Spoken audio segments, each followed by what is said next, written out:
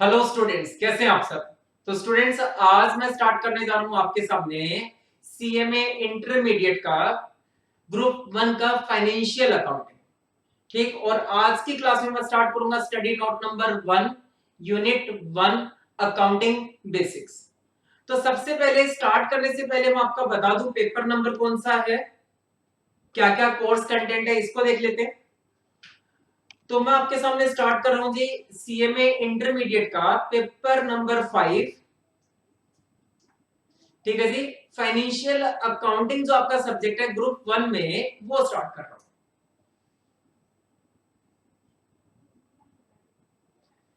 तो सिलेबस जो हम डिस्कस करे हुआ जी, सिलेबस 2016 जो लेटेस्ट सिलेबस आपके चल रहा है अभी।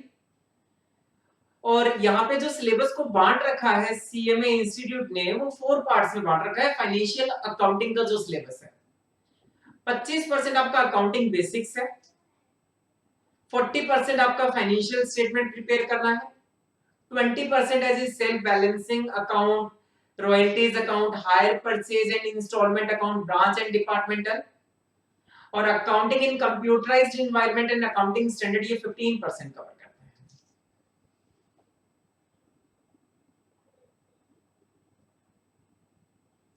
तो जो अकाउंटिंग बेसिक्स है उसमें पढ़ेंगे फंडामेंटल्स ऑफ अकाउंटिंग और अकाउंटिंग फॉर स्पेशल ट्रांजैक्शन।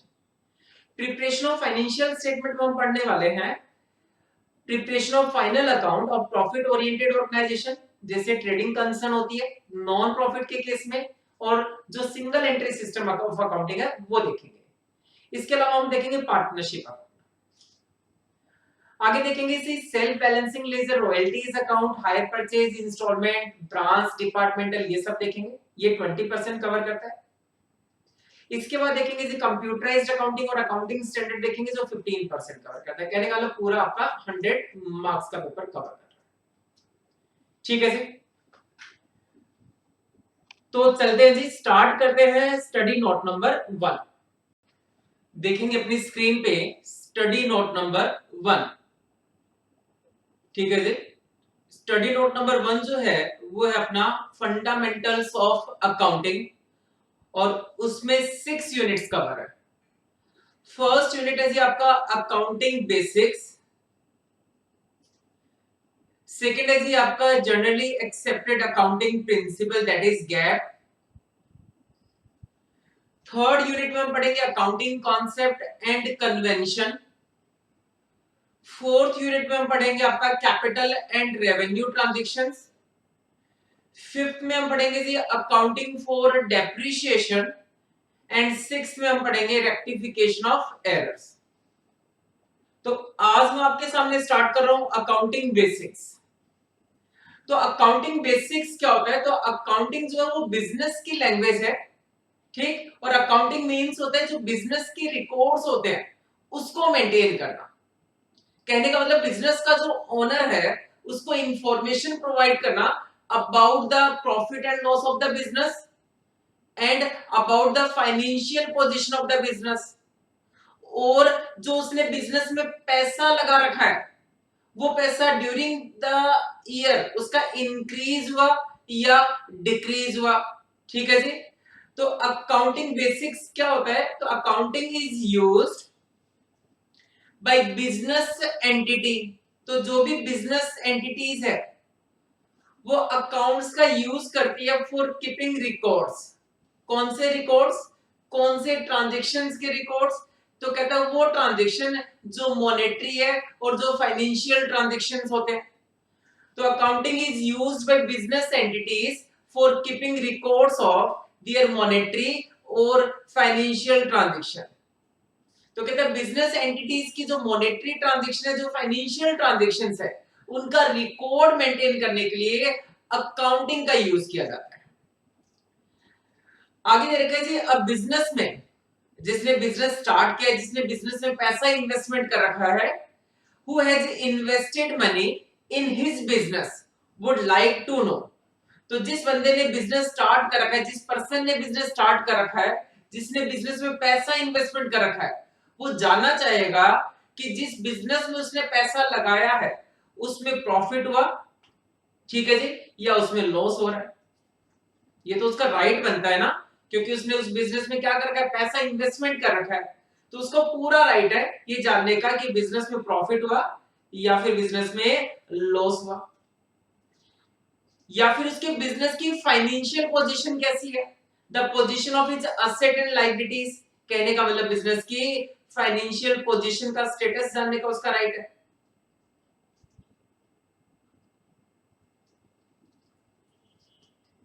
और जो बिजनेस में उसने कैपिटल लगाई थी, ठीक है जी, जो उसने बिजनेस में पैसा इन्वेस्टमेंट किया था, वो ड्यूरिंग द ईयर इंक्रीज हुआ या डिक्रीज हुआ, ये भी उसको जानने का राइट है। His capital in the business has increased और decreased during a particular period. आगे बात करेंगे डेफिनेशंस की। कुछ डेफिनेशंस हैं, कुछ अकाउंटिंग में डिफरेंट नेम यूज होते हैं, ठीक, तो उनकी डेफिनेशन की बात करूंगा। तो हम बात करेंगे जी बुक कीपिंग के बारे में, बात करेंगे फाइनेंशियल अकाउंटिंग के बारे में, कॉस्ट अकाउंटिंग के बारे में और मैनेजमेंट अकाउंटिंग के बारे में। आपका जो स्टडी नोट है, स्टडी नोट नंबर 1 का यूनिट 1, आप कहने का मतलब आपका जो स्टडी मटेरियल है उसके अंदर इसके बारे में दे रखा है, इसलिए मैं डिस्कस कर रहा हूं। तो देखेंगे बुक कीपिंग क्या होता है। तो बुक कीपिंग क्या है जी? Book keeping is an art of recording business transaction in a set of books. कहता है जो आपने बुक्स मेंटेन कर रखी है उसमें ट्रांजैक्शंस को रिकॉर्ड करना, ठीक, उस ट्रांजैक्शंस को जो रिकॉर्ड करने की जो आर्ट है उसको बोलते हैं बुक कीपिंग। तो book keeping is an art of recording business transaction in set of books. तो इंपॉर्टेंट पॉइंट है, फिल इन द ब्लैंक जब पूछते हैं आपसे तो इस टाइप का क्वेश्चन पूछा जा सकता है। यहाँ पे आपका ब्लैंक बना देगा और फिर पूछेगा is an art of recording transaction in a set of books, ठीक, फिल इन द ब्लैंक। तो आपको पढ़ना है book keeping is an art of recording business transaction in a set of books. आगे कहता है बुक कीपिंग जो होता है वो बेसिकली ए रिकॉर्ड कीपिंग फंक्शन है। कहने का मतलब बुक कीपिंग जो है वो परमानेंट रिकॉर्ड्स है, ठीक है जी। बुक कीपिंग में उन्हीं ट्रांजैक्शंस को रिकॉर्ड करते हैं जिससे आप मनी में मेजर कर सकते हैं। तो कहता है only transactions express in terms of money are recorded in the books of account. ये जो बुक कीपिंग का जो काम है ये रूटीन नेचर का है और ये रिपीटेटिव वर्क है, मतलब बार बार क्या होते हैं बुक कीपिंग के ट्रांजैक्शंस होते रहते हैं, बिजनेस में ट्रांजैक्शंस होते हैं और फिर क्या किया जाता है उनको रिकॉर्ड किया जाता है। In today world, it is taken over by the computer system। आपने देखा होगा आजकल बहुत सारे अकाउंटिंग सॉफ्टवेयर आते हैं, जैसे टैली आता है, ठीक है जी, जैसे ERP सॉफ्टवेयर आता है, ठीक। Many accounting packages are available to suit different business organization। जैसे जैसे बिजनेस ऑर्गेनाइजेशन के लिए जो सुटेबल अकाउंटिंग पैकेजेस है वो सिलेक्शन कर लेती है और उसमें क्या करते हैं अपने अकाउंटिंग जो भी ट्रांजैक्शंस होते हैं उनको रिकॉर्ड किया जाता है। It is also referred to as a set of primary record। ये भी इंपॉर्टेंट है, फिल इन द ब्लैंक के अकॉर्डिंग कि book keeping is also referred to as a set of primary record। These record form the basis for accounting। ठीक, जब हम आगे पढ़ेंगे तो हम पढ़ेंगे accounting start when book keeping ends. कहने का मतलब बुक कीपिंग क्या करता है, बेस बना देता है फॉर अकाउंटिंग। आगे दे रखा है जी it is an art. Art क्यों है, क्योंकि जो इसमें जितना ज्यादा प्रैक्टिस करता जाता है बुक कीपिंग में वो उतना ही एक्सपर्ट होता जाता है। It is an art because the record is to kept in such a manner that it will facilitate further processing and reporting of financial information which will be useful to all the stakeholder of the business। ठीक है जी, तो हमने पढ़ा book keeping क्या होता है। Book keeping होता है जी रिकॉर्ड कीपिंग फंक्शंस है, प्राइमरी रिकॉर्ड्स होती है, उन्हीं ट्रांजैक्शंस को रिकॉर्ड करते हैं जिससे आप मनी में मेजर कर सकते हैं। आगे चलेंगे, अगर बुक कीपिंग को आप एज ए शॉर्ट नोट्स के रूप में समझना चाहें तो देखो कैसे समझेंगे। तो book keeping is mainly concern with recording of financial data, जो भी फाइनेंशियल डाटा उनको रिकॉर्ड करना, and show its effect on the business, और उस ट्रांजैक्शंस का बिजनेस के ऊपर क्या इफेक्ट आएगा इस बात को शो करना। It is concerned with permanent record of all the transaction in a systematic manner। Book keeping में जो ट्रांजैक्शंस रिकॉर्ड करते हैं वो क्या होते हैं जी, वो रिपीटेटिव नेचर के होते हैं। बुक कीपिंग का जो वर्क होता है वो क्लेरिकल नेचर का वर्क होता है, उसके लिए ज्यादा स्किल और टैलेंट की रिक्वायरमेंट नहीं होती, क्योंकि बुक कीपिंग में जो ट्रांजैक्शंस रिकॉर्ड करने का प्रोसेस है वहीं तक कवर है, उसके बाद ही आपकी अकाउंटिंग स्टार्ट हो जाती है। और जो जूनियर लेवल का स्टाफ होता है वो बुक कीपिंग का काम आसानी से कर सकता है। Further, bookkeeping is meant to show the effect of all the transaction made during the accounting period on the financial position of the business। कहता है जो भी आपने ट्रांजैक्शन ड्यूरिंग द पीरियड आपने रिकॉर्ड किया है उसका फाइनेंशियल पोजीशन के ऊपर क्या इफेक्ट आएगा, इसको भी कहां दिखाया जाता है जी, बुक कीपिंग में दिखाते हैं। आगे बात करेंगे फाइनेंशियल अकाउंटिंग की डेफिनेशन। तो फाइनेंशियल अकाउंटिंग ना बोल के नॉर्मली इसको हम क्या बोलते हैं जी, इसके लिए अकाउंटिंग वर्ड यूज करते हैं। American institute of certified public accountant AICPA उसने डिफाइन कर रखा है अकाउंटिंग को। कैसे डिफाइन कर रखा है देखेंगे अपनी स्क्रीन पे, तो देखेंगे जी अकाउंटिंग क्या है। Accounting is the art of, ऐसे पढ़ेंगे, आर्ट ऑफ रिकॉर्डिंग। रिकॉर्डिंग कहां करते हैं, जर्नल एंट्री में। Classifying, that is ledger posting. And summarising, that is trial balance, trading account, profit and loss, balance sheet. तो accounting is the art of recording, classifying and summarising in a significant manner and in terms of money. कहने का मतलब वही transaction record करेंगे जिससे आप money में major कर सकते हैं। ट्रांजैक्शंस एंड इवेंट्स, तो किसको रिकॉर्ड करना है, वो ट्रांजैक्शन और वो इवेंट्स को रिकॉर्ड करना है जिससे आप मनी में मेजर कर सकते हैं और जिसका बिजनेस की फाइनेंशियल पोजीशन पे कुछ ना कुछ इफेक्ट आता हो। Which are of financial character and interpret the result thereof, और लास्ट में रिजल्ट को क्या करना, इंटरप्रेट करना। तो accounting is the art of recording, classifying, summarizing in a significant manner and in terms of money. ठीक, किसको मनी में मेजर करना है, ट्रांजैक्शंस एंड इवेंट्स, वो ट्रांजैक्शन और वो इवेंट्स जो एटलीस्ट फाइनेंशियल कैरेक्टर के हो, और लास्ट में रिजल्ट को इंटरप्रेट करना। ठीक है जी। तो the first step in cycle of accounting, first step क्या है जी, identification of transactions and events. तो अकाउंटिंग साइकिल में फर्स्ट स्टेप आया आपका identification of transactions and events. दूसरा है जी measure them in terms of money. तो transactions having financial impact only are to be recorded, केवल वही ट्रांजैक्शंस रिकॉर्ड करने जिसका कुछ फाइनेंशियल इंपैक्ट आता हो। फॉर एग्जांपल, आपने एक एम्प्लॉय से, ये एग्जांपल नहीं पढ़ रहा हूं, अदर एग्जांपल, आपने एक एम्प्लॉय से प्रॉमिस किया कि मैं आपको अपने यहां जॉब पे रख लूंगा, तो इस ट्रांजैक्शंस को रिकॉर्ड नहीं करना। क्यों, ये तो आपने सिर्फ एक प्रॉमिस किया है। इसी तरह से आपने मिस्टर बी से एक कॉन्ट्रैक्ट किया कि आने वाले कुछ महीनों के बाद मैं आपसे गुड्स परचेज करूंगा, तो इसका भी फाइनेंशियल इंपैक्ट नहीं आया है। तो जब आप उससे गुड्स परचेज कर लोगे या जब आप उस एम्प्लॉय को जॉब पे रखोगे और उसको सैलरी पे करोगे, तब उस ट्रांजैक्शंस को बुक्स ऑफ अकाउंट में रिकॉर्ड करना है। तो क्या लिखा है जी, if a businessman negotiate with the customer regarding supply of product, अगर कोई कॉन्ट्रैक्ट करता है कि मैं आपको गुड्स की सप्लाई किया करूंगा, नेगोशिएशन किया, this will not be recorded. The negotiation क्या है, is a deal which will potentially create a transaction and will have exchange of money or money worth। तो मनी और मनी वर्थ में exchange तो होगा लेकिन अभी नहीं हुआ, बट अनलेस, जब तक, ठीक, एक्सचेंज ऑफ मनी और मनी वर्थ नहीं होता, this transaction, but unless this transaction is finally entered into, it will not be recorded in the books of account। तो कहते हैं जब तक मनी और मनी वर्थ में ट्रांजैक्शंस नहीं होता, एक्सचेंज ऑफ मनी और मनी वर्थ नहीं होता, तब तक नेगोशिएशन को रिकॉर्ड नहीं किया जाएगा। कहने मतलब फाइनेंशियल इंपैक्ट आना जरूरी है। ठीक है जी। तो फर्स्ट हो गया ट्रांजैक्शंस को आइडेंटिफाई करना, measure them in terms of money. उसके बाद secondly the recording of business transaction is based on the golden rules of accounting, जो हम पढ़ेंगे नेक्स्ट से नेक्स्ट यूनिट में।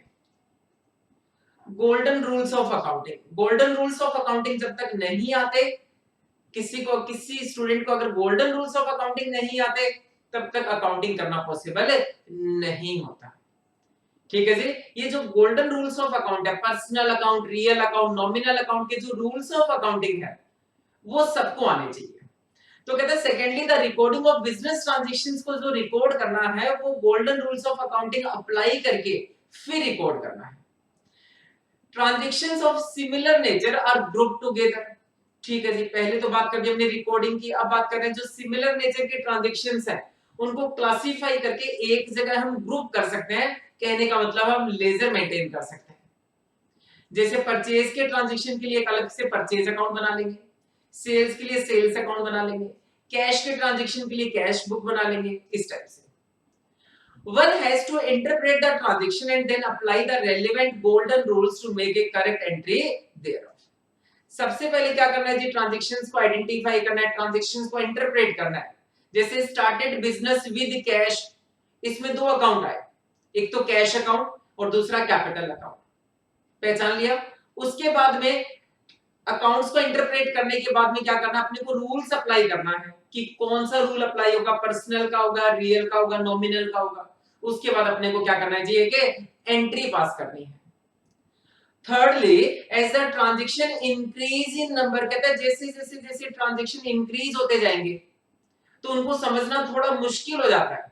तो उस केस में क्या करते हैं, समराइजिंग का प्रोसेस अप्लाई करते हैं। कहने का मतलब ट्रायल बैलेंस बनाते हैं, trading account, profit and loss, balance sheet, ये सब बनाना होता है। It will difficult to understand the combined effect of the same by referring to individual transaction. तो डिफिकल्ट हो जाता है इंडिविजुअल ट्रांजैक्शन का क्या इफेक्ट आ रहा है। Hence, the art of accounting also involve the step of summarizing them. तो summarising में क्या करते हैं, जैसे ट्रायल बैलेंस बना दिया, जैसे ट्रेडिंग अकाउंट बना दिया, जैसे प्रॉफिट एंड लॉस अकाउंट बना दिया, जैसे बैलेंस शीट बना दी, इस टाइप से। ठीक है जी। आगे दे रखा है with the addition of computer. आजकल सारे जो टास्क होते हैं, journal entry, ledger, trial balance, ये सारे कंप्यूटराइज्ड हो गए। ठीक, this task is simplified in today accounting world. The summarization will help user of business information to understand and interpret the business result. तो समराइज होने के बाद में बिजनेस के जो रिजल्ट्स होते हैं उसको आसानी से इंटरप्रेट किया जा सकता है। Remember the two basic question जो हमने अब तक पढ़ा, उसमें दो क्वेश्चन की बात आई। एक तो ये कि जो बिजनेस के जो जितने भी यूजर्स ऑफ अकाउंटिंग है वो ये जानना चाहेंगे कि बिजनेस में कितना प्रॉफिट हुआ और कितना लॉस हुआ, और बिजनेस की फाइनेंशियल पोजीशन कैसी है। फाइनेंशियल पोजीशन मतलब बिजनेस की एसेट और लायबिलिटीज कितनी कितनी है। ठीक है जी। तो want to know whether business has made profit और loss, and the other to know the position of resources that are used by the business. It can be noted that although accounting is often referred to as an art, तो अभी मैं definition में भी क्या बता रहा था कि accounting is an art of recording. तो अकाउंटिंग आर्ट के साथ साथ साइंस भी है, बट प्योर साइंस नहीं है।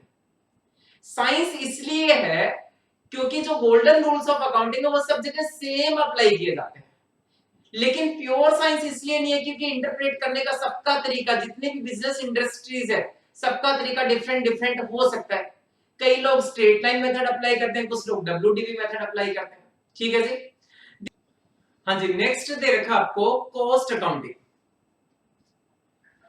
तो according to chartered institute of management accountants, ठीक है जी, CIMA, कॉस्ट अकाउंटिंग अकाउंटेंसी को कैसे डिफाइन कर रखा है, तो कहता है for the purpose of cost control, for the purpose of ascertainment of profitability,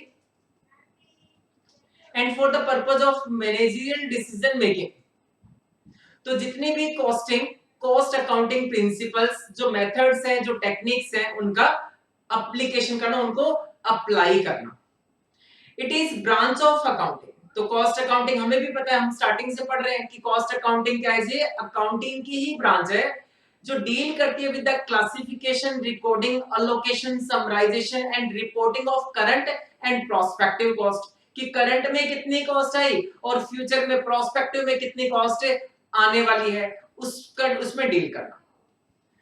cost accounting is frequently used to facilitate internal decision making. तो अगर एग्जाम में पूछ लिया जाए कि cost accounting is frequently used to facilitate, किस purpose के लिए यूज किया जाता है, फॉर इंटरनल डिसीजन मेकिंग के लिए यूज करते हैं। ठीक है जी।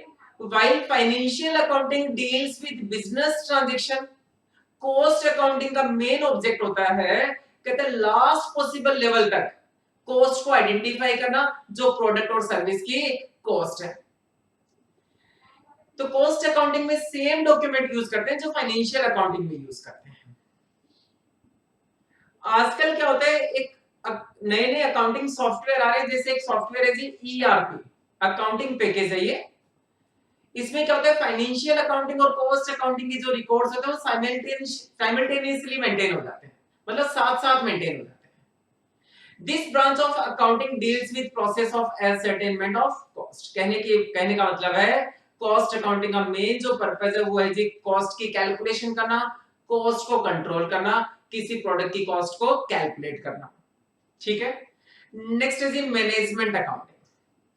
तो हमने पढ़ा अब तक book keeping, financial accounting, cost accounting, और अब मैं पढ़ रहा हूं आपके सामने मैनेजमेंट अकाउंटिंग। तो जैसे फाइनेंशियल अकाउंटिंग जो होती है पब्लिक कंपनी के केस में, वो एक्सटर्नल यूजर के लिए मेंटेन होती है। और जो मैनेजमेंट अकाउंटिंग है, मैनेजमेंट अकाउंटिंग का मेन काम क्या होता है, डिसीजन मेकिंग करना। और डिसीजन मेकिंग कौन करते हैं, इंटरनल यूजर। तो मैनेजमेंट अकाउंटिंग जो होती है वो हेल्पफुल होती है फॉर इंटरनल यूजर। ठीक है जी। Unlike financial accounting information, which for public companies is public information. तो कहते हैं financial accounting information public companies में पब्लिक के लिए होती है। इसी तरह से management accounting information is used within an organization, ये किसके लिए होती है, फॉर डिसीजन मेकिंग के लिए होती है। ठीक। तो मैनेजमेंट अकाउंटिंग का मेन काम क्या होता है, इंफॉर्मेशन प्रोवाइड करना, किसको, क्रेडिटर्स को, शेयर होल्डर्स को, रेगुलेटरी अथॉरिटीज को, टैक्स अथॉरिटीज को। ठीक है। जो भी डिसीजन मेकिंग से रिलेटेड जो भी इंफॉर्मेशन है वो प्रोवाइड करना। तो अगर इन्हीं ब्रांचेस ऑफ अकाउंटिंग को अगर शॉर्ट में समझा जाए, तो मैंने बुक कीपिंग तो आपको पहले ही बता दिया, अब बताता हूं जी फाइनेंशियल अकाउंटिंग, कॉस्ट अकाउंटिंग और मैनेजमेंट अकाउंटिंग। तो financial accounting is mainly concerned with record keeping, और इसका काम क्या है, help in preparation of trial balance, profit and loss account, balance sheet etcetera. Cost accounting is the process of accounting for cost, help to ascertain the cost of a product और thus help the management in control of cost। ठीक है जी। मतलब जो इतना बड़ा बड़ा paragraph पढ़ा उसका क्रश आ गया यहाँ पे कि cost accounting is the process of accounting for cost, किसी प्रोडक्ट की कॉस्ट को कैलकुलेट करना और help the management to control the cost. इसी तरह से management accounting concern with the information which is useful to the management for decision making. अब decision making कैसे करना, help to increase the efficiency of business, कहते हैं business की efficiency को इंक्रीज करना और साथ साथ जो बिजनेस के प्रॉफिट्स है उसको भी मैक्सिमाइज करना। ठीक है जी। आगे चलेंगे, आगे पढ़ेंगे difference between book keeping and accounting. Accounting और बुक कीपिंग में क्या क्या डिफरेंस है, तो पढ़ते हैं जी। सबसे पहला difference, book keeping is mainly concern with the recording of transaction, कहते हैं ट्रांजैक्शंस को रिकॉर्ड करने का काम, ये किसका काम है जी, ये बुक कीपिंग का काम है। और अकाउंटिंग का क्या काम है, it is concern with summarizing of the recorded transaction. तो कहते हैं जो ट्रांजैक्शन आपने बुक कीपिंग में रिकॉर्ड किए हैं उनको समराइजिंग प्रोसेस तक पहुंचाना, trial balance banana, trading account, profit and loss balance sheet, ये सब बनाना, ये आपका अकाउंटिंग का काम है। The work of bookkeeping is mainly routine and clerical in nature, ये हम पहले भी पढ़ चुके हैं, जिसके लिए ज्यादा स्किल और टैलेंट की रिक्वायरमेंट नहीं होती। ठीक। और ये आजकल किसकी हेल्प से करते हैं, सारा सारा बुककीपिंग का काम कंप्यूटर की हेल्प से किया जाता है। The work of accounting require higher level of knowledge, लेकिन कहता है बुककीपिंग जब खत्म होता है और अकाउंटिंग स्टार्ट होता है तो अकाउंटिंग के लिए ज्यादा स्किल और ज्यादा टैलेंट की रिक्वायरमेंट होती है, ज्यादा नॉलेज की रिक्वायरमेंट होती है। ठीक है जी। कहने वाला ट्रायल बैलेंस बनाना, बैलेंस शीट बनाना, इसके लिए कॉन्सेप्चुअल अंडरस्टैंडिंग होनी चाहिए और एनालिटिकल स्किल होनी चाहिए। Book keeping constitute the base for accounting, ठीक बात है जी। बुक कीपिंग क्या करता है, अकाउंटिंग के लिए बेस तैयार करता है, क्योंकि जो ट्रांजैक्शंस जो रिकॉर्ड किए गए वो सारे बुक कीपिंग में किए गए। रिकॉर्डिंग के बाद ही आपका क्लासिफाइंग आता है, उसके बाद ही क्या आता है जी, आपका समराइजिंग प्रोसेस आता है। आगे लिखा है जी, accounting start when book keeping ends. ठीक बात है। तो ये भी बहुत इंपॉर्टेंट है, कई बार आपसे पूछा गया है कि अकाउंटिंग का बिगिनिंग होता है और जब बुक कीपिंग का क्या होता है जी, एंड होता है। Book keeping is done in accordance with basic concept and convention. तो कहते हैं जब ट्रांजैक्शंस को रिकॉर्ड करते हैं, जैसे सबसे पहला बिजनेस का ट्रांजैक्शन जो होता है, कौन सा, स्टार्टेड बिजनेस विद कैश, उसमें एंट्री करते हैं हम लोग cash account debit to capital account. मतलब ओनर जिसने पैसा लगाया है उसको एक सेपरेट पर्सन मानकर उसको क्रेडिट कर देते हैं। किस कॉन्सेप्ट की वजह से, बिजनेस एंटिटी कॉन्सेप्ट की वजह से। तो कहते हैं रिकॉर्डिंग जो की जाती है वो बेसिक अकाउंटिंग कॉन्सेप्ट और कन्वेंशन को ध्यान में रखते हुए करते हैं। ठीक है जी। फिर अकाउंटिंग में कहते हैं the methods and procedure for accounting for analysis and interpretation for financial report में vary from form to form. तो कहते हैं इंटरप्रिटेशन का जो प्रोसेस है, जो मेथड्स है, वो फॉर्म टू फॉर्म डिफरेंट हो सकता है। जैसे मैंने आपको पहले ही बताया, जैसे method of charging depreciation different form to form से अलग अलग हो सकता है। स्टॉक को वैल्यूएशन करने का मेथड भी क्या हो सकता है, अकाउंटिंग में form to form, industry to industry different different हो सकता है। अगला पॉइंट है जी, financial statement do not form part of the book keeping. Very good. क्या लिखा है, कहते हैं फाइनेंशियल स्टेटमेंट बुक कीपिंग का फॉर्म पार्ट नहीं होते, जबकि बुक कीपिंग जब खत्म होती है देन अकाउंटिंग स्टार्ट होती है। ठीक, तो financial statement are prepared in accounting process from the book keeping records. तो जो बुक कीपिंग में जो हमने रिकॉर्डिंग की है, जो ट्रांजैक्शंस रिकॉर्ड किए हैं, उसके बेसिस पे क्या होता है, फाइनेंशियल स्टेटमेंट मेंटेन किए जाते हैं। फाइनेंशियल पोजीशन का पता आप बुक कीपिंग से नहीं कर सकते, और फाइनेंशियल पोजीशन का पता आप अकाउंटिंग से कर सकते हैं। अकाउंटिंग रिपोर्ट से आप बिजनेस की फाइनेंशियल पोजीशन का पता लगा सकते हैं। नेक्स्ट है जी, difference between management accounting and financial accounting. तो देखते हैं सबसे पहला difference, management accounting is primarily based on the data available from financial accounting. तो जो मैनेजमेंट अकाउंटिंग में जो डिसीजन मेकिंग किया जाता है वो किस डाटा के बेसिस पे करते हैं, तो कहते हैं जो फाइनेंशियल अकाउंटिंग की जो डाटा कलेक्ट कर रखे हमने उसी के बेसिस पे क्या करते हैं, डिसीजन मेकिंग किया जाता है। Financial accounting is based on the monetary transaction of the enterprise, और फाइनेंशियल अकाउंट में उन्हीं ट्रांजैक्शंस को रिकॉर्ड करते हैं जिसे आप मनी में मेजर कर सकते हैं। Management accounting provide necessary information to the management. Management accounting information किसको प्रोवाइड करते हैं, मैनेजमेंट को प्रोवाइड करते हैं। क्यों प्रोवाइड करते हैं, for the purpose of planning, controlling, performance evaluation and decision making. जबकि financial accounting main focus is on recording and classifying the monetary transaction in the books of account and preparation of financial statement. तो financial accounting का जो main focus रहता है वो recording पे रहता है, क्लासिफाइंग पे रहता है, समराइजिंग पे रहता है और फाइनेंशियल स्टेटमेंट बनाने पे रहता है। पॉइंट नंबर 3 देखेंगे, report prepared in management accounting are meant for management. तो जो भी रिपोर्ट्स मेंटेन की गई है मैनेजमेंट अकाउंटिंग के द्वारा, ठीक, वो हेल्पफुल होती है for management and as per the management requirement. और report as per financial accounting are meant for the management as well as for share holder. तो मैनेजमेंट के लिए तो हेल्पफुल है ही है, इसके अलावा जितने भी अदर यूजर्स ऑफ अकाउंटिंग है, जैसे ओनर हो गया, क्रेडिटर हो गया, बैंक हो गया, गवर्नमेंट हो गई, उसके लिए भी हेल्पफुल होती है। रिपोर्ट्स में contain both subjective and objective figure. तो सब्जेक्टिव फिगर भी इंक्लूड हो सकती है और ऑब्जेक्टिव फिगर भी इंक्लूड हो सकती है। जबकि फाइनेंशियल अकाउंटिंग में report should always be supported by relevant figure and it emphasize on the objectivity of data.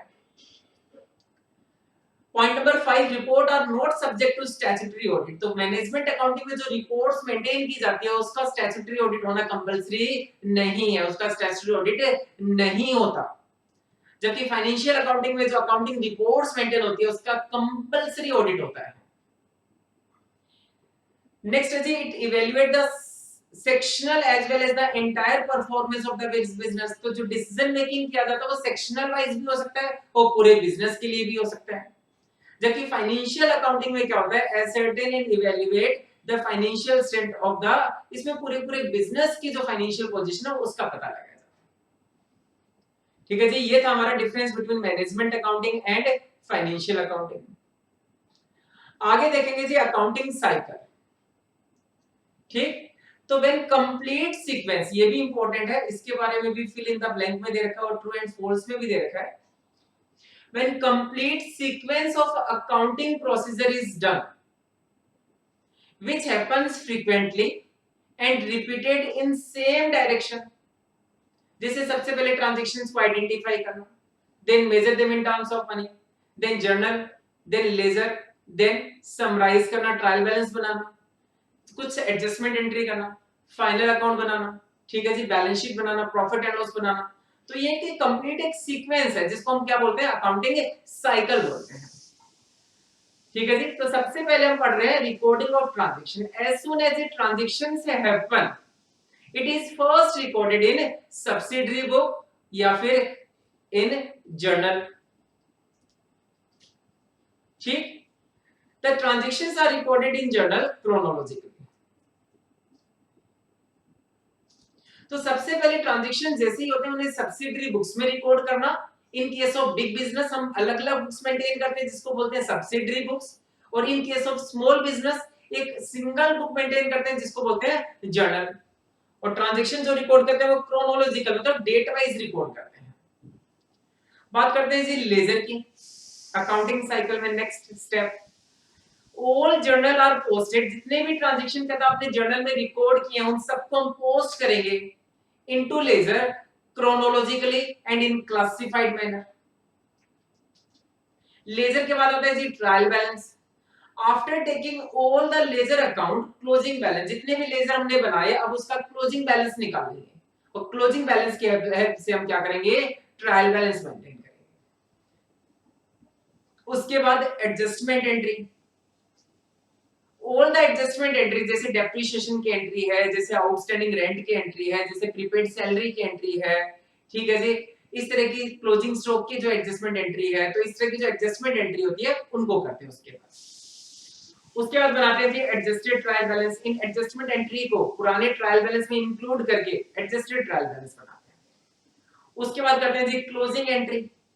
Closing entry जो की जाती है वो करते हैं किसको, जो नॉमिनल अकाउंट्स होते हैं, जो इनकम और एक्सपेंसेस के जो अकाउंट है उनको क्लोज करने के लिए क्लोजिंग एंट्री करते हैं। All the nominal account are to be closed by transferring them to trading account and profit and loss account।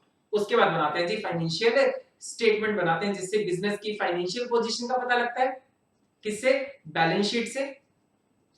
ठीक है जी, बैलेंस शीट से फाइनेंशियल पोजीशन का पता लगता है और प्रॉफिट एंड लॉस से आपका ऑपरेटिंग रिजल्ट्स का पता लगता है। ठीक, आगे देखेंगे जी ऑब्जेक्टिव्स ऑफ अकाउंटिंग। अकाउंटिंग के ऑब्जेक्टिव क्या क्या होते हैं। तो मेन ऑब्जेक्टिव ऑफ अकाउंटिंग है जो बिजनेस का ओनर है उसको इंफॉर्मेशन प्रोवाइड करना। तो the main objective of accounting is to provide the financial information to the stakeholders. Stakeholders में ओनर भी आ गया, क्रेडिटर्स भी आ गए, बैंक वाले भी आ गए, etcetera etcetera. This financial information is normally given by a financial statement which are prepared on the basis of generally accepted accounting principle। तो कई बार इसकी फुल फॉर्म पूछ लेते हैं, गैप स्टैंड फॉर, हम कहेंगे जी जनरली एक्सेप्टेड अकाउंटिंग प्रिंसिपल। ठीक है, उसके बाद आगे देखते हैं there are various accounting standards developed by professional accounting bodies, और इंडिया में ये प्रोफेशनल अकाउंटिंग बॉडी का नाम है जी ICAI। In India, these accounting standards are governed by the Institute of Chartered Accountant of India, or in the US, these accounting standards are governed by AICPA, the American Institute of Certified Public Accountant। और जो international accounting standard बनाए जाते हैं वो कौन बनाता है जी, वो बनाता है FASB, मतलब फाइनेंशियल अकाउंटिंग स्टैंडर्ड बोर्ड। ये क्या करता है, ये इंटरनेशनल अकाउंटिंग स्टैंडर्ड बनाता है। तो हम बात कर रहे थे ऑब्जेक्टिव्स ऑफ अकाउंटिंग की। तो अकाउंटिंग के ऑब्जेक्टिव क्या क्या है, तो अकाउंटिंग का ऑब्जेक्टिव है जी बिजनेस का प्रॉफिट और लॉस पता करना, ठीक है जी, to ascertain the amount of profit and loss, business की फाइनेंशियल पोजीशन का पता करना, प्रॉफिट एंड लॉस पता करते हैं बिजनेस के प्रॉफिट एंड लॉस अकाउंट से, फाइनेंशियल पोजीशन का पता करते हैं बिजनेस की बैलेंस शीट से, to provide a record for compliance, मतलब जितनी भी स्टैट्यूटरी रिक्वायरमेंट है, जितनी भी लीगल रिक्वायरमेंट उन सबको पूरा करना, ठीक, to enable the reader to assess progress made by business over a period of time, और to disclose information needed by different stake holders, और जितने भी बिजनेस में जो स्टेक होल्डर्स है उनको इंफॉर्मेशन प्रोवाइड करना, उनसे रेलेवेंट जो इंफॉर्मेशन है वो उन तक पहुंचाना। कहने का मतलब अकाउंट्स के ऑब्जेक्टिव क्या क्या है इन पर शॉर्ट में देख लेते हैं। सिस्टमैटिक रिकॉर्डिंग ऑफ ट्रांजैक्शन, जो हम करते हैं बुक कीपिंग, जर्नल लेजर या ट्रायल बैलेंस में मेंटेन करते हैं। उसके बाद बिजनेस की रिजल्ट्स पता करना, जैसे मैन्युफैक्चरिंग अकाउंट से पता लगता है जी, क्या पता लगता है मैन्युफैक्चरिंग अकाउंट से? Cost of production. Trading account से अपने को पता लगता है gross profit. Profit and loss से अपने को पता लगता है प्रॉफिट एंड लॉस अकाउंट। उसके बाद बिजनेस की फाइनेंशियल पोजीशन का पता करना, वो पता होता है जी बैलेंस शीट से, और फाइनेंशियल फाइनली क्या, जो भी इंफॉर्मेशन है उसको यूजर्स ऑफ अकाउंटिंग तक कम्युनिकेट करना, वो कैसे करते हैं? फाइनेंशियल रिपोर्ट से करते हैं। तो एक बार इसको पढ़ेंगे आप लोग।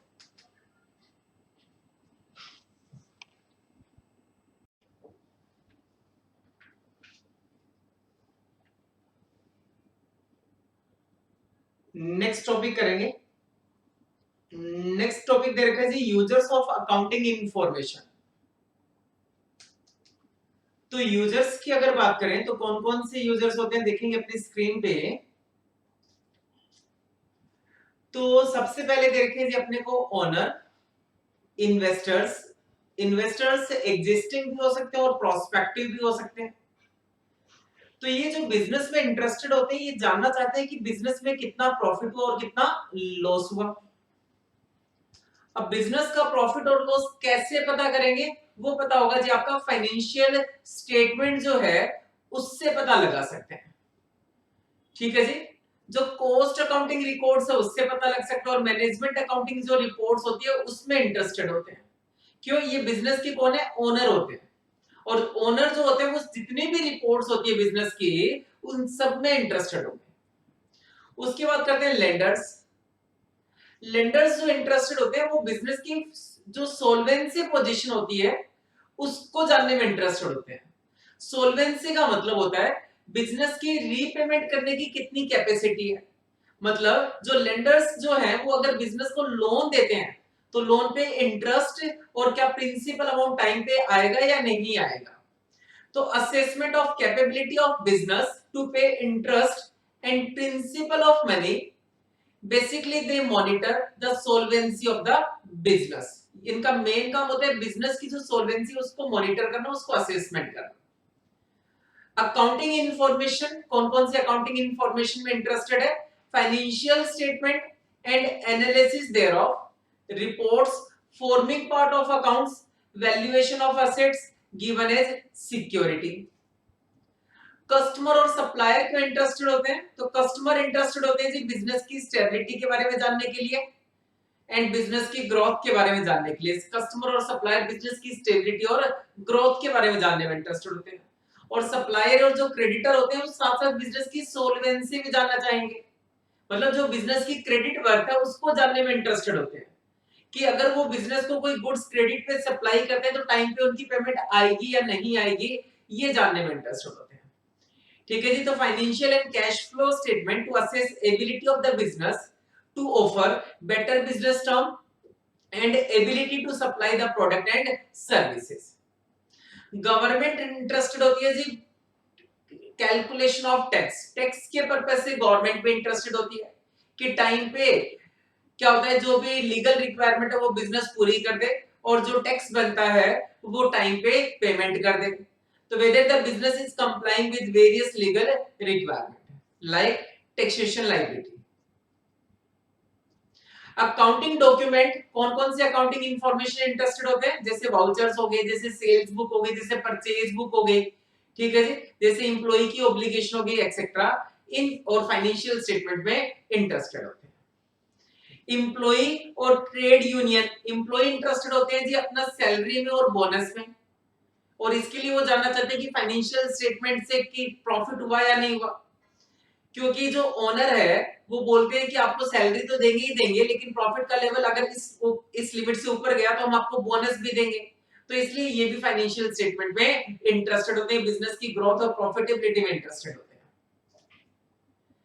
जो कॉम्पिटिटर्स है वो भी इंटरेस्टेड होते हैं, ठीक, ताकि बिजनेस के साथ मर्जर किया जा सके, एक्विजिशन किया जा सके, और accounting information to find out possible synergies.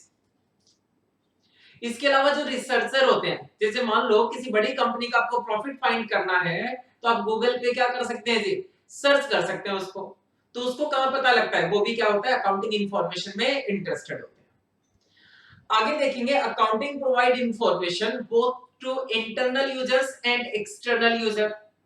तो internal user, the information is usually provided in the form of report, for instance जैसे कैश बजट रिपोर्ट हो गया, प्रोडक्शन की रिपोर्ट हो गई, ये इंटरनल यूज के लिए है। आइडल टाइम रिपोर्ट हो गई, फीडबैक रिपोर्ट हो गई, वेदर टू रिटेन और replace N equipment decision report, कि एक इक्विपमेंट को रखना है उसको रिप्लेस करना है, ये सब क्या है, इंटरनल यूज के लिए है। There are also external user, जैसे बैंक हो गए, क्रेडिटर्स हो गए, they do not have direct access to all the record of an enterprise. ठीक बात, बैंक और क्रेडिटर को जो बिजनेस के जो डॉक्यूमेंट्स है उनको डायरेक्ट असेसमेंट का राइट नहीं होता। They have rely on the financial statement, वो क्या देख सकते हैं, केवल बिजनेस की जो फाइनेंशियल स्टेटमेंट है जो पब्लिक के लिए इश्यू किए जाते हैं उनको देख सकते हैं, ठीक, और वहां से इंफॉर्मेशन ले सकते हैं। External users are basically interested in the solvency and profitability of the business.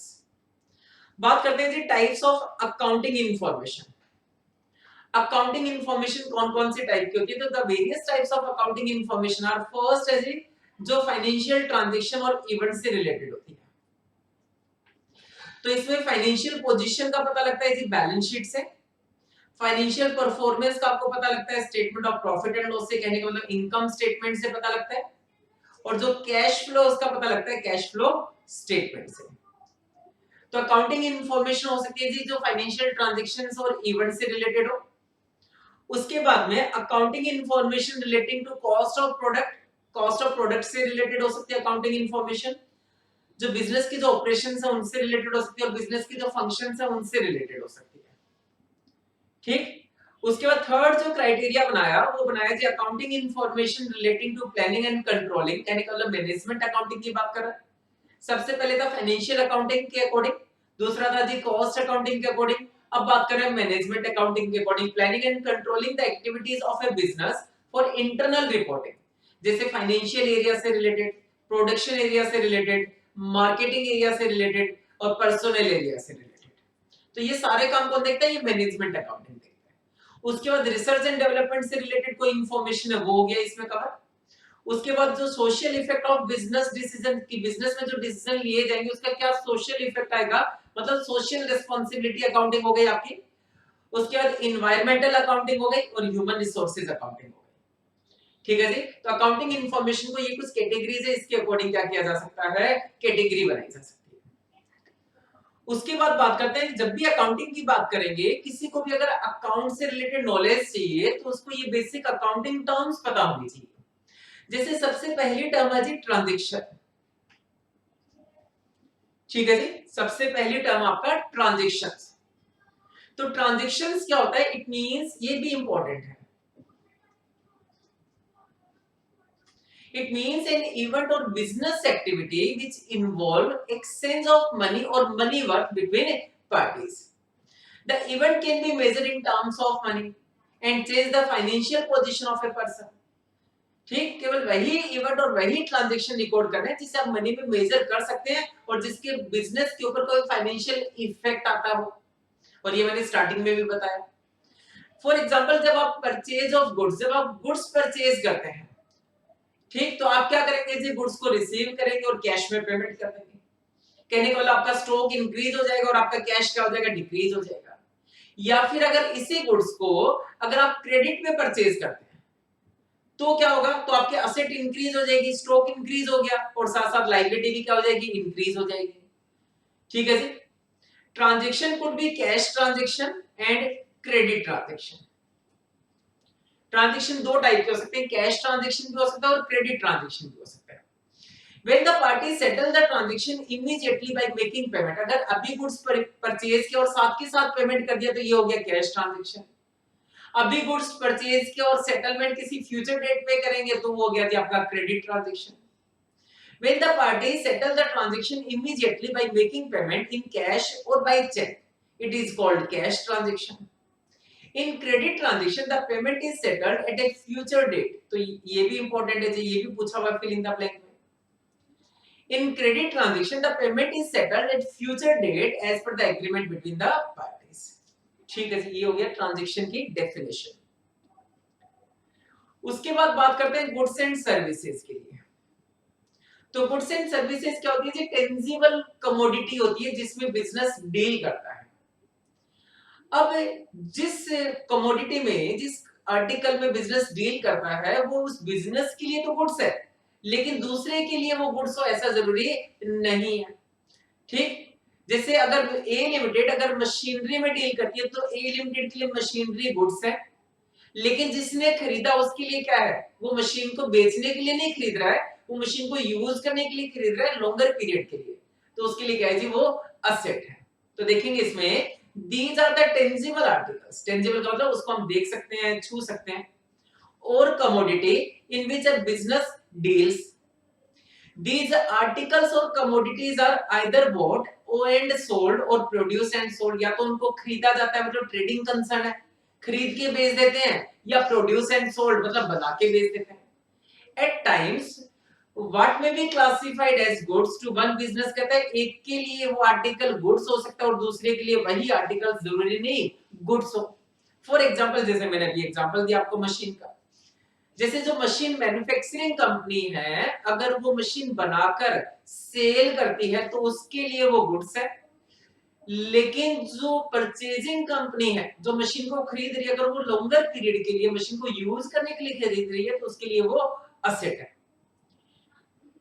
Services are intangible in nature which are rendered with or without object of earning profit। तो सर्विस प्रोवाइड करना profit के लिए भी हो सकता है और without profit भी हो सकता है। ठीक है, उसके बाद बात करते हैं जी प्रॉफिट क्या होता है। प्रॉफिट क्या होता है, एक्सेस ऑफ रेवेन्यू या excess of income over expenditure is called profit. ठीक है जी, और प्रॉफिट की कैलकुलेशन पूरे बिजनेस के लिए एक साथ करते हैं, सेक्शन वाइज नहीं करते। It could be calculated for each transaction, transaction wise profit की कैलकुलेशन कर सकते हैं या फिर पूरे बिजनेस के लिए भी एक साथ कर सकते हैं। लॉस क्या होता है, expenses of excess of expenses over income. कहने का मतलब आपके खर्चे ज्यादा हैं और इनकम कम है, सीधी सी बात है भाई, तो उसमें क्या हो गया, आपको लॉस हो गया। ये भी इस ट्रांजैक्शन के लिए अलग से कैलकुलेट कर सकते हो और पूरे बिजनेस के लिए एक साथ भी कैलकुलेट कर सकते हैं। ठीक, तो ये भी इंपॉर्टेंट है, ये भी पूछा गया है आपसे जब फिल इन द ब्लैंक पूछते हैं, ये भी पूछा गया आपसे। तो देखेंगे असेट। असेट क्या होता है, तो asset is a resources. Asset क्या जी, रिसोर्सेज है owned by the business with the purpose of using it for generating future profit। तो फ्यूचर में प्रॉफिट जनरेट करने के लिए, ठीक है, बिजनेस की रिसोर्सेज का जो यूज करते हैं उसको बोलते हैं असेट बोलते हैं।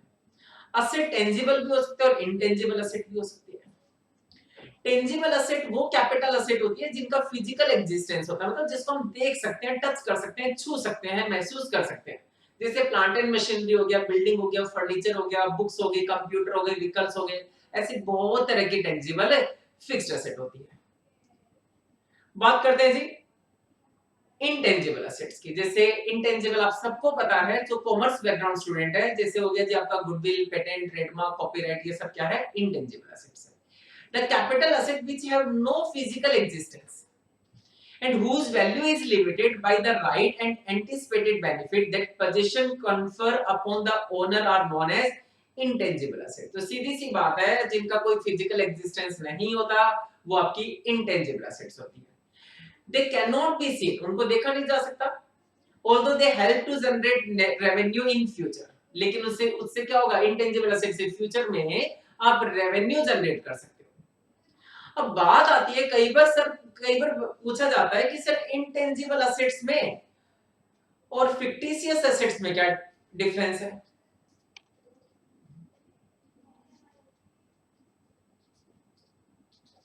तो जो फिक्टिशियस एसेट्स होती है उसकी कोई रियलाइजेबल वैल्यू नहीं होती, जबकि इंटेंजिबल एसेट्स जैसे गुडविल वगैरह उसकी क्या होती है जी, रियलाइजेबल वैल्यू होती है।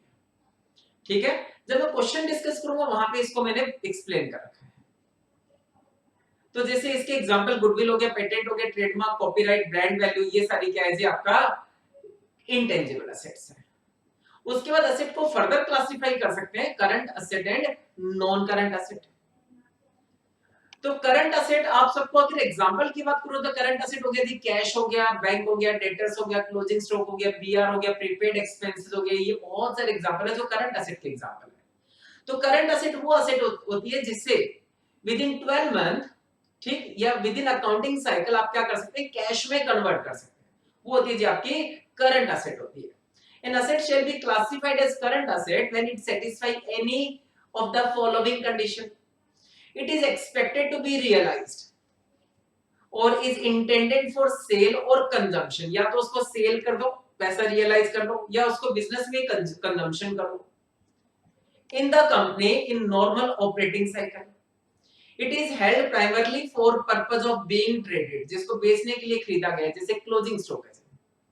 It is due to be realized within 12 months, जिसको 12 महीने के अंदर अंदर क्या कर लेंगे, रियलाइज कर लेंगे। After the operating reporting date, 12 महीने के अंदर अंदर, जिस दिन खरीदा उसके 12 महीने के अंदर अंदर उसको क्या करेंगे जी, रियलाइज कर लेते हैं। कैश और कैश इक्विवेलेंट क्या होता है जी, करंट एसेट ही होती है।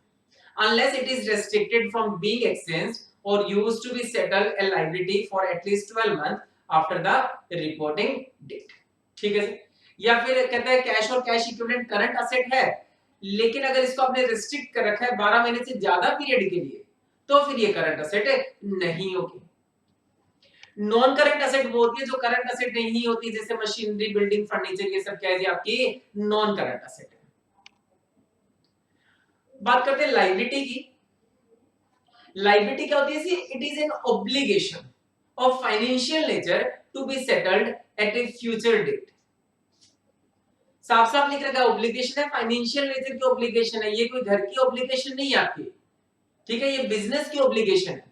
It represent amount of money that the business owes to other parties, ये वो ऑब्लिगेशन है, ये वो अमाउंट ऑफ मनी है जो बिजनेस पेमेंट करेगा अदर पार्टीज को, मतलब बिजनेस के ऊपर एक ऑब्लिगेशन है। फॉर एग्जांपल जब आप गुड्स क्रेडिट पे परचेज करते हैं तो फर्म के ऊपर एक ऑब्लिगेशन आ जाती है कि फर्म जिससे गुड्स क्रेडिट पे परचेज किया तो उसको अब क्या करेगा, पेमेंट करेगा। ठीक, कब पेमेंट करेगा, एग्रीड फ्यूचर डेट पे, जो भी डेट डिसाइड हुई है। और जब लोन लिया जाता है, loan is taken from bank, तो एक तो इंटरेस्ट पेमेंट करने की ऑब्लिगेशन आ गई और साथ साथ प्रिंसिपल अमाउंट भी पे करना पड़ेगा।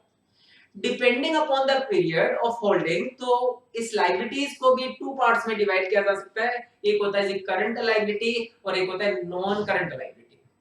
तो चलते हैं जी करंट लायबिलिटी पे। A liability shall be classified as current liability when it satisfies any of the following conditions, जैसे करंट एसेट पढ़ा वैसे ही करंट लायबिलिटी पढ़ेंगे। तो it is expected to be settled in company's normal operating cycle, जो भी company का operating cycle है उसमें क्या करेंगे, इसको एक्सपेक्टेड टू बी सेटल, मतलब सेटल हो जाएगा। It is held primarily for the purpose of being traded, जैसे आपने गुड्स क्रेडिट पे परचेज की तो जो क्रेडिटर है वो क्या है आपकी करंट लायबिलिटी है। जैसे आपने दुकान किराए पे ले रखी है तो जो आउटस्टैंडिंग रेंट है, आपने रेंट नहीं पे किया तो ये आउटस्टैंडिंग रेंट क्या आपकी करंट लायबिलिटी है। It is due to be settled within 12 month, इसको 12 महीने के अंदर अंदर सेटल कर देंगे आफ्टर द रिपोर्टिंग डेट। और the company does not have an unconditional right to defer settlement of the liability for at least 12 months after the reporting date। ठीक है जी, तो ये आपकी करंट लायबिलिटीज की डेफिनेशन है। नॉन करंट लायबिलिटी वो होती है जो करंट लायबिलिटी नहीं होती, जैसे डिबेंचर्स आपने 5 साल के लिए इश्यू कर दिए या लोन लिया आपने 5 साल के लिए, तो करंट लायबिलिटी नहीं है, ये आपकी नॉन करंट लायबिलिटी होगी। उसके बाद बात करते हैं जी इंटरनल लायबिलिटी, जैसे ओनर ने बिजनेस में पैसा लगाया तो ये क्या है, ये इंटरनल लायबिलिटी है। दीज रिप्रेजेंट प्रोप्राइटर इक्विटी, और जितने भी रिजर्व वगैरह क्रिएट करके, जैसे कैपिटल रिजर्व हो गया, अनडिस्ट्रीब्यूटेड प्रॉफिट हो गया, ये कहते हैं इंटरनल लायबिलिटी है। उसके बाद बात करते हैं जी वर्किंग कैपिटल। जितने भी बिजनेस में एसेट होती है उन सबका अगर टोटल कर दिया जाए तो वो होगी जी आपकी ग्रॉस वर्किंग कैपिटल। तो कहता है day to day business transactions को मेंटेन करने के लिए, in order to maintain flow of revenue from operations, every firm needs to maintain a certain amount of current asset. जैसे क्लोजिंग स्टॉक मेंटेन करते हैं, जैसे डेटर्स को उधार देते हैं तो डेटर्स मेंटेन करते हैं, कैश मेंटेन करते हैं, बैंक में बैलेंस मेंटेन करते हैं। ठीक है जी, तो ये सब क्या हो गया जी, इन सब का जब टोटल किया जाएगा तो ये होगी आपकी ग्रॉस वर्किंग कैपिटल होगी। तो क्या लिखा है, the whole of the these current assets form the working capital of firm which is term as gross working capital. जैसे आपका बीआर हो गया, क्लोजिंग स्टॉक हो गया, ठीक, प्रीपेड एक्सपेंसेस वगैरह हो गए, कैश बैंक डेटर, ये सब। ग्रॉस वर्किंग कैपिटल क्या होता है, फिर से बता दूं आपको, अगर बैलेंस शीट के फॉर्मेट में आप देखना चाहें तो बैलेंस शीट के फॉर्मेट में क्या होता है जी, एक तरफ होती है आपकी टोटल करंट असेट, ये होती है जी फिक्स्ड असेट, ये होती है करंट असेट। तो ये आपकी टोटल असेट होगी, ठीक, क्या होगी जी, टोटल असेट होगी। तो gross working capital equal to क्या होता है जी, टोटल करंट असेट होता है। ध्यान से देखेंगे, gross working capital equal to total current asset, current asset का जो टोटल है equal to gross working capital. अब इसका दूसरा तरीका लॉन्ग टर्म इंटरनल लायबिलिटी, ये इंटरनल लायबिलिटी है जो ओनर की इक्विटी है, ठीक, जिसको हम क्या बोलते हैं, शेयर होल्डर फंड। उसके बाद नॉन करंट लायबिलिटी, उसके बाद करंट लायबिलिटी। तो लायबिलिटी साइड का टोटल, उसमें से माइनस कर दिया फिक्स्ड असेट, तो क्या आ जाएगा आपका, करंट असेट आ जाएगा। तो क्या लिखा है, long term internal liability plus long term डेब्ट non current liability plus current liability minus amount blocked in fixed asset. तो फिक्स्ड असेट माइनस क्या, तो क्या आ गया, इन तीनों का टोटल माइनस फिक्स्ड असेट, तो टोटल करंट असेट आ गई, that is gross working capital. आगे देखिए जी, there is another concept of working capital.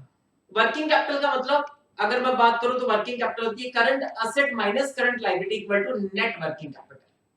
तो working capital is the excess of current asset over current liability, that is the amount of current asset that remains in the firm if all the liabilities are paid। अगर आप जितनी की जितनी current liabilities है, अगर आप वो सारी सारी पे कर दोगे तब भी बिजनेस में असेट का अमाउंट बचेगा, करंट असेट का अमाउंट बचेगा, वो होती है जी आपकी नेट वर्किंग कैपिटल, ठीक। This concept of working capital is known as net working capital which is more realistic concept. ये भी एक बार पूछा गया है आपसे, ट्रू फॉल्स में पूछा गया। Net working capital concept is more realistic concept. Next is the contingent liability. Contingent liability क्या होता है, एक uncertain liability होती है, ठीक, happening और non happening of some more uncertain events, जिसका होना या न होना किसी uncertain events पे डिपेंड होता है। जैसे मान लो किसी एम्प्लॉय ने फर्म के ऊपर केस फाइल कर रखा है, तो वो लायबिलिटी अभी हमारी लायबिलिटी नहीं है। अब कोर्ट के एक्शन के ऊपर मान लो वो जो क्लेम कर रखा है वो अभी कोर्ट में पेंडिंग केस है। अब कोर्ट के एक्शन के ऊपर डिपेंड करता है, कोर्ट का अगर डिसीजन हमारे अगेंस्ट आता है तो वो लायबिलिटी बन जाएगी, लेकिन कोर्ट का डिसीजन अगर हमारे फेवर में नहीं, हमारे फेवर में आता है तो हमारे अगर अगेंस्ट आता है तो लायबिलिटी बन जाएगी। और जब तक कोर्ट का डिसीजन नहीं आता तब तक वो कंटीजेंट लायबिलिटी, उसको कहां दिखाना है, बैलेंस शीट के नीचे नोट्स टू अकाउंट में दिखाना है।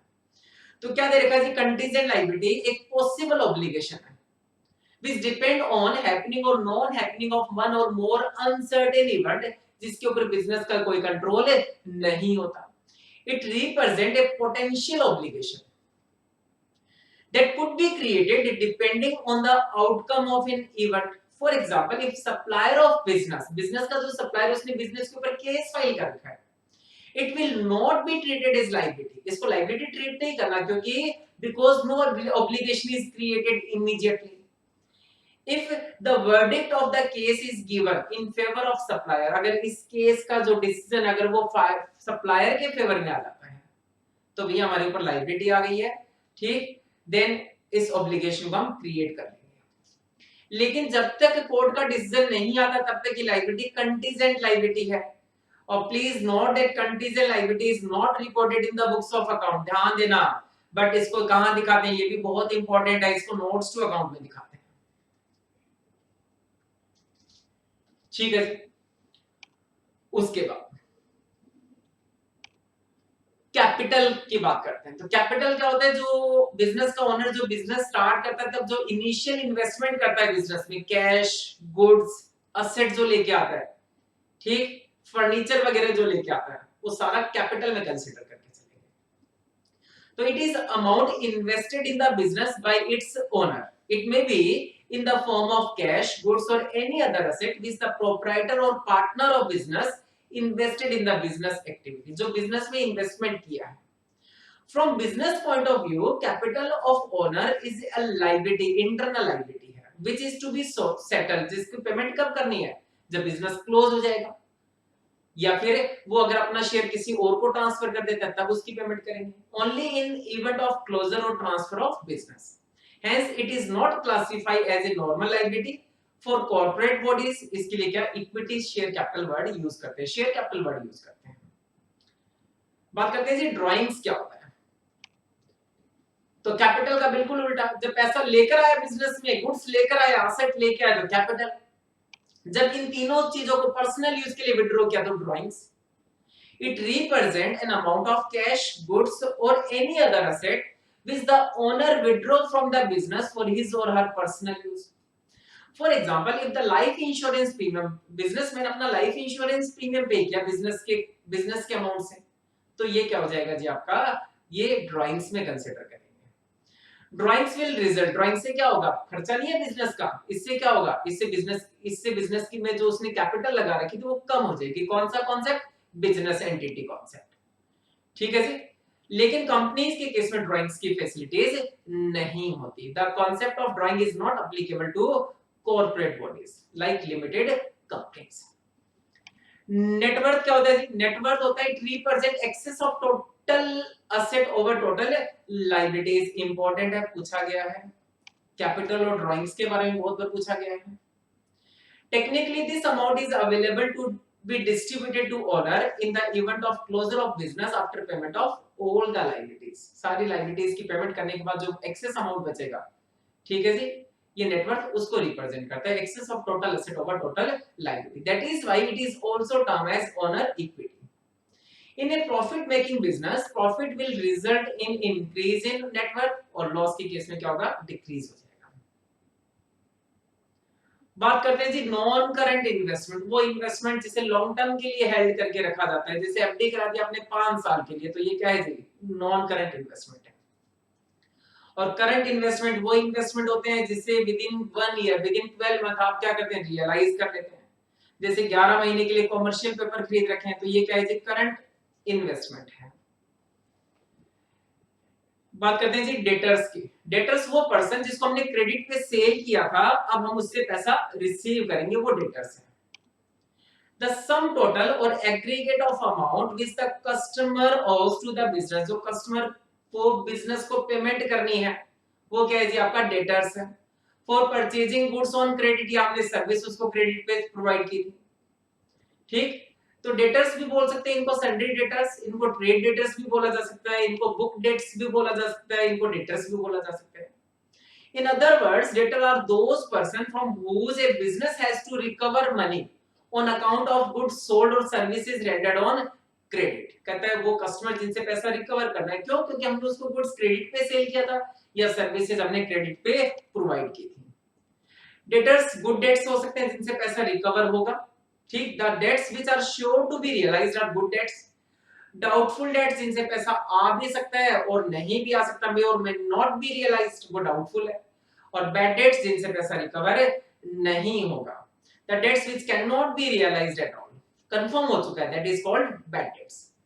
It must be remembered that while ascertaining the debtor balance at the end of the year, तो उसमें डिस्काउंट का एडजस्टमेंट करना है, बैड डेट्स का करना है, सेल्स रिटर्न का करना है, और जो जो एडजस्टमेंट दे रखे हैं सबका एडजस्टमेंट करना है। बात करते हैं क्रेडिटर कौन होता है। क्रेडिटर वो पर्सन है जिससे बिजनेस ने गुड्स क्रेडिट पे परचेज किया था, अब बिजनेस की लायबिलिटी है, वो उसको पेमेंट करेगा उस पर्सन को, तो वो पर्सन कौन है, क्रेडिटर है। एक creditor is a person to whom the business owes money or money worth, for example money payable to supplier of goods or provider of services। Creditor को करंट लायबिलिटीज में दिखाते हैं। कैपिटल एक्सपेंडिचर क्या होते हैं? तो कैपिटल एक्सपेंडिचर वो expenditure होते हैं जब आप कोई कैपिटल असेट परचेज करते हैं तब जो एक्सपेंडिचर होते हैं वो कैपिटल एक्सपेंडिचर होते हैं। बाकी इसको डिटेल में हमने एक्सप्लेन कर रखा है, जब कैपिटल एंड रेवेन्यू एक्सपेंडिचर वाला टॉपिक पढ़ेंगे वहां ज्यादा डिटेल में पढ़ेंगे। तो दे रखा है this represent expenditure incurred for the purpose of acquiring fixed asset which is intended to be used for long term period for earning profit. For example, amount paid to purchase a computer for office purpose, तो ये क्या है जी? Capital expenditure है। इसी तरह से मान लो computer की एफिशिएंसी इंक्रीज करने के लिए आपने उसमें रैम इंक्रीज करवा दी या हार्ड डिस्क चेंज करवा दी, तो वो भी क्या है जी आपका? वो भी कैपिटल एक्सपेंडिचर है। कैपिटल एक्सपेंडिचर को बैलेंस शीट में दिखाते हैं असेट साइड में। बात करते हैं रेवेन्यू एक्सपेंडिचर क्या होता है। तो this represent expenditure incurred to earn revenue of the current period. Current period का रेवेन्यू को अर्न करने के लिए जो आपने खर्चे किए that is called revenue expenditure. जैसे हो गया जी आपका रिपेयर हो गया, जैसे आपका सैलरी हो गया, रेंट हो गया, स्टेशनरी का खर्चा, डेप्रिसिएशन का खर्चा, ये सब क्या है जी? रेवेन्यू एक्सपेंडिचर है। Revenue expenditure result in reduction in profit और सरप्लस। ठीक है जी, ये इनकम स्टेटमेंट पे दिखाते हैं। नेक्स्ट चलेंगे, नेक्स्ट है जी आपका बैलेंस शीट। बैलेंस शीट क्या होता है? It is the statement of financial position. इससे बिजनेस की फाइनेंशियल पोजीशन पता लगती है ऑन ए पर्टिकुलर डेट। इसमें असेट लिखी होती है, लायबिलिटीज होती है जी और कैपिटल होती है। ठीक, उसके बाद अगर आगे चलते हैं, इसमें आगे जी profit and loss account. Profit and loss, this account show the revenue earned by the business and expenses incurred by the business to earn that revenue. तो रेवेन्यू को अर्न करने के लिए जो जो खर्चे किए, तो रेवेन्यू तो दिखाने साथ साथ एक्सपेंसेस भी दिखाने। कौन से खर्चे? जो इस रेवेन्यू को अर्न करने के लिए जो खर्चे किए वो सारे दिखाने। This is prepared usually for particular accounting period. ठीक है जी, जैसे मंथली भी हो सकता है, क्वार्टरली भी हो सकता है और 6 मंथली और ईयरली भी मेंटेन हो सकता है। नेट रिजल्ट होता है या तो प्रॉफिट होता है या फिर लॉस होता है। बात करते हैं जी ट्रेड डिस्काउंट। ट्रेड डिस्काउंट वो डिस्काउंट होता है जिसको बुक्स ऑफ अकाउंट में रिकॉर्ड नहीं करते। ये डिस्काउंट वो होता है जिसको लीस्ट प्राइस पे दिया जाता है। जो लिस्ट प्राइस होता है, सॉरी LIST, लिस्ट प्राइस होता है, उस पे डिस्काउंट दिया जाता है। होलसेलर को डिस्काउंट देते हैं, जैसे मान लो 300 रुपए का गुड्स है, लिस्ट प्राइस, इसमें 20% डिस्काउंट दिया हमने 60 रुपए। ठीक, तो 240, ये आपका हो गया। ये 60 रुपए जो ये ट्रेड डिस्काउंट है, लिस्ट प्राइस पे दिया। It is the discount usually allowed by wholesaler to the retailer, computed on the list price or invoice price. For example, the list price of TV set could be 15,000 और the wholesaler may allow 20% discount thereof to the retailer. तो ये जो 20% discount दिया, ये क्या है जी? ये आपका ट्रेड डिस्काउंट है। This means the retailer will get it for 12,000 and is expected to sell it to the final customer at the list price, ताकि उसको भी प्रॉफिट हो जाए। Thus, the trade discount enable the retailer to make profit by selling at the list price. Trade discount is not recorded in the books of account. Important is it? The transactions are recorded at net value only. In above example, the transaction will be recorded 12,000 रुपए। Next है जी cash discount. Cash discount होता है वो प्राउम्प्ट payment, मतलब payment को attract करने के लिए, जल्दी पेमेंट आने के लिए कैश डिस्काउंट दिया जाता है। This is allowed to encourage prompt payment by the debtors. This has to be recorded in the books of account. ठीक है जी, इसको रिकॉर्ड करते हैं। जैसे अभी जो था 15,000 का माल 20% डिस्काउंट पे दिया, जो 20% था वो तो आपका ट्रेड डिस्काउंट था, तो 12,000 प्राइस था। अब जो सप्लायर था जिसने गुड्स बेचा था, उसने आगे फर्दर ऐड किया कि अगर आप इंस्टेंट पेमेंट करते हैं तो आपको कैश डिस्काउंट भी दूंगा 2%। तो 240 रुपए बना, ये कैश डिस्काउंट हो गया, इसको रिकॉर्ड करना है। ठीक है जी, तो ये टॉपिक था आपका accounting basics, study note number आपका 1, उसमें यूनिट नंबर 1। ठीक है जी, तो इसके बाद मैं आपके सामने स्टार्ट कर रहा हूं सेल्फ एग्जामिनेशन क्वेश्चन। देखेंगे अपनी स्क्रीन पे ये सबसे पहला question, an obligation which may और मे नॉट मैटेरियलाइज इज एन कौन सी ऐसी ऑब्लिगेशन जो अराइज हो भी सकती है और नहीं भी हो सकती, दैट इज कंटीजेंट लायबिलिटी। ठीक है जी, पढ़ चुके हम लोग। The debt which are not bad, कहता है वो डेट जो अभी बैड डेट्स नहीं है इज कॉल्ड गुड डेट्स। उसके बाद नेक्स्ट है ये transaction without immediate cash settlement. ऐसा कौन सा ट्रांजैक्शन है जिसमें अभी कैश की सेटलमेंट अभी नहीं कर रहे हैं, उसको बोलते हैं जी क्रेडिट ट्रांजैक्शन।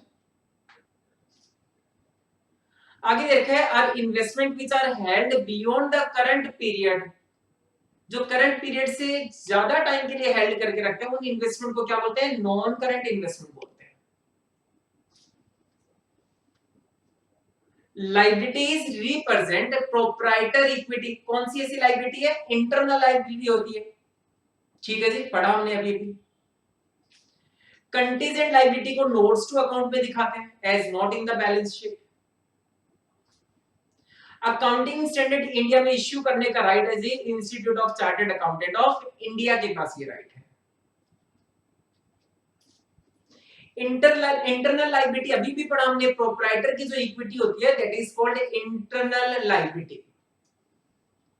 डिस्काउंट जो सेल्स इनवॉइस में देते हैं अभी भी बिल्कुल अभी भी पढ़ा हमने, that is called trade discount.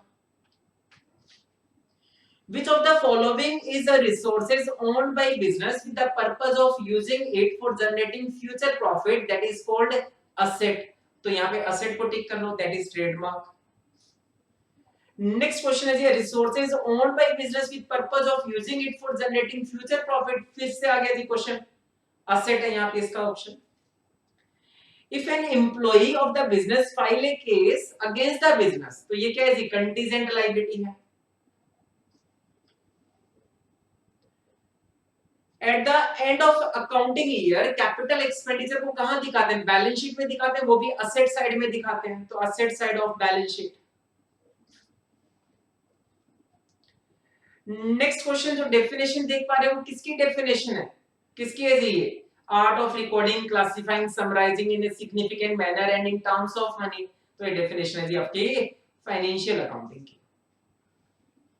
Which of the following is the least likely to be true regarding accounting? तो फर्स्ट जो डेफिनेशन दे रखी है ये तो लीस्ट नहीं है जी, मोस्ट लाइकली है, तो ये ऑप्शन नहीं होगा। Accounting provide financial information to stakeholder normally via financial statement, ये भी मोस्ट लाइकली है, तो लीस्ट लाइकली क्या है जी, कहता है accounting provide information only to external user, नहीं केवल एक्सटर्नल नहीं इंटरनल को भी इंफॉर्मेशन प्रोवाइड करता है, तो ये ऑप्शन हो जाएगा इसका। Which of the following is or are regarding liabilities, में कौन सी liability है, तो it is an obligation of financial nature, yes right, settle at future date, ये भी ठीक है जी। It represent amount of money that an entity owes to other party, can you know all of these। Next देखेंगे, next देखा financial statement that reflect information about the financial performance. Financial performance किससे पता लगता है, income statement से। Working capital is the excess of current asset over current liabilities. उसके बाद देखेंगे जी लास्ट क्वेश्चन एमसीक्यू, मतलब मल्टीपल चॉइस क्वेश्चन का last question. Represent a potential obligation that could be created depending on the outcome of an event, that is contingent liability। ठीक है जी, उसके बाद आया जी आपका fill in the blank। तो देखेंगे blank are uncollectible or irrecoverable debts are called bad debts। The discount is never entered in the books of the account, that is trade discount। The debt which may or may not be realized are called doubtful debts। is basically a record keeping function, that is book keeping, जिसमें केवल record keeping function maintain करते हैं। Journalize is the second phase of accounting cycle, first is subsidiary books। ठीक है, first is subsidiary books में transaction को recording करना। is resources owned by business with the purpose of using it for generating future profit asset। excess of expenses over income is called loss। ऐसी कौन सी liability है that is potential obligation that could be created depending on the outcome of an event, that is contingent liability, अभी भी पढ़ा हमने same. An allowance by creditor to debtor for prompt payment is called cash discount.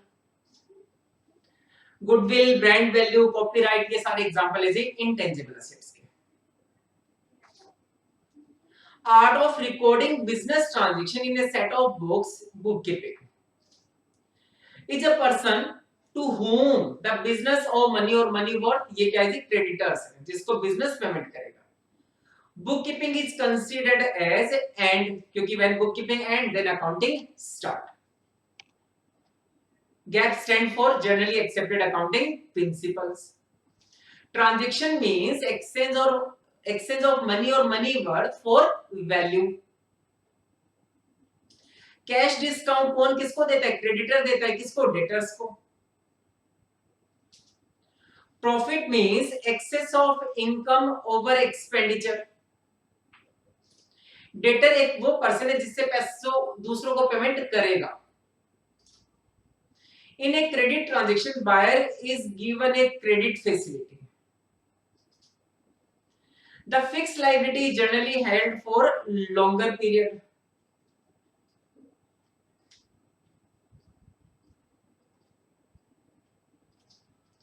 Current liability are obligation to be settled in short period.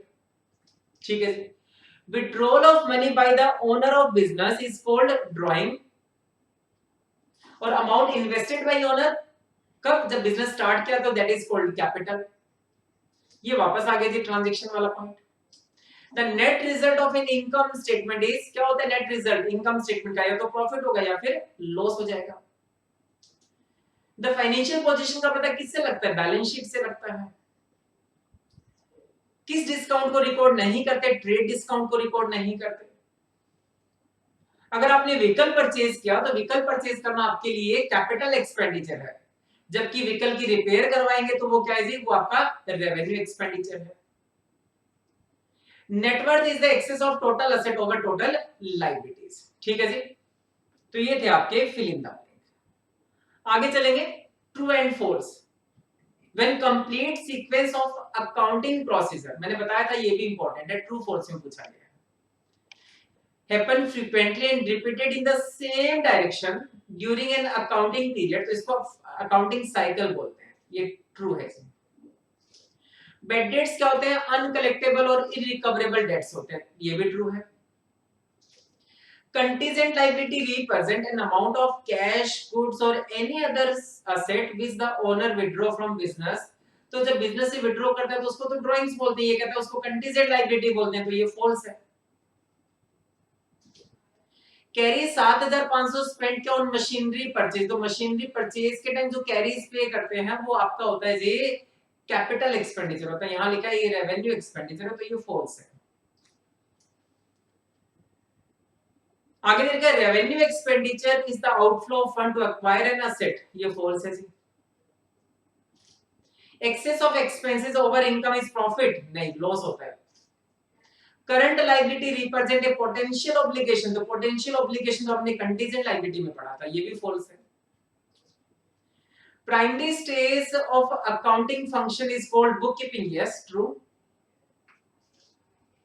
आगे देखा है जी 10 9 पढ़ना अपने को। When complete sequence of accounting cycle, ये पढ़ा आपने अकाउंटिंग साइकिल, ये दोबारा रिपीट हुआ है। Book keeping is considered as the end, yes, and accounting is considered as the beginning, yes true है, क्योंकि आप पढ़ा हमने accounting start when book keeping ends.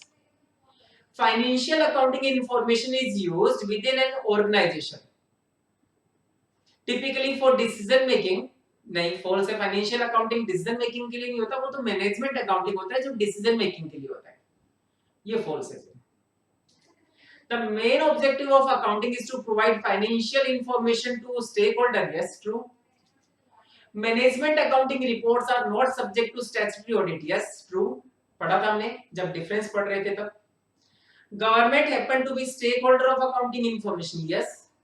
A gross working capital is more realistic, no, net working capital is more realistic, false है। आगे देखेंगे why is goodwill considered as an intangible asset, क्योंकि goodwill की रियलाइजेबल वैल्यू होती है जबकि fictitious asset की realisable value नहीं होती है। ठीक है जी। उसके बाद बात करते हैं, वन वर्ड देते हैं। An exchange of benefit for value is called transaction. A transaction without immediate cash settlement is called credit transaction. Commodities in which business deal goods. Excess of expenditure over income is loss. Things of value owned by business to earn future profit is called asset. कई बार आ चुका है पहले भी. Amount owned by business to others liability. An obligation which may or may not materialize is called contingent liability. Prompt payment के लिए जो discount दिया वो कैश डिस्काउंट. और ब्रांड वैल्यू, कॉपीराइट और ये जो एसेट होती है ये होती है आपकी इंटेंजिबल एसेट्स होती है. उसके बाद बात करते हैं मैच द फॉलोइंग. तो रेवेन्यू एक्सपेंडिचर, तो ये हो गया जी आपका expenditure related to current period. Net worth क्या होता है? नेटवर्थ देख लो इसमें excess of total asset over total liability. Profit क्या होता है? एक्सेस ऑफ रेवेन्यू या income over expenses. Internal liability की ये एग्जांपल हो गए कैपिटल रिजर्व, अनडिस्ट्रीब्यूटेड प्रॉफिट. ये हमने इंटरनल लायबिलिटी जब ऊपर पढ़ा था, ठीक, वहां पे दे रखा है. Cash flow statement reflect the ability of enterprise to generate cash and cash equivalent. उसके बाद एग्जाम में कुछ शॉर्ट नोट आए हैं, जैसे गैप का जो दे रखा है ये मैं पढ़ूंगा जी आपका यूनिट नंबर 1.2 में. अकाउंटिंग साइकिल जो दे रखा है ये मैं पढ़ चुका हूं. Difference between book keeping and accountancy ये भी पढ़ चुके हैं. ऑब्जेक्टिव ऑफ अकाउंटिंग भी पढ़ चुके हैं और यूजर ऑफ अकाउंटिंग इंफॉर्मेशन भी पढ़ चुके हैं. ठीक है जी. तो इसी के साथ मेरा स्टडी नोट नंबर 1 में यूनिट 1 अकाउंटिंग बेसिक्स ये मैंने कंप्लीट किया और जितने मैक्सिमम क्वेश्चन कवर हो सकते थे वो सारे सारे मैंने यहां कवर कर दिए थे. ठीक, अब हम मिलेंगे यूनिट नंबर 1.2 और 1.3 के साथ नेक्स्ट क्लास में. ठीक है जी, आज की क्लास बस यहीं तक.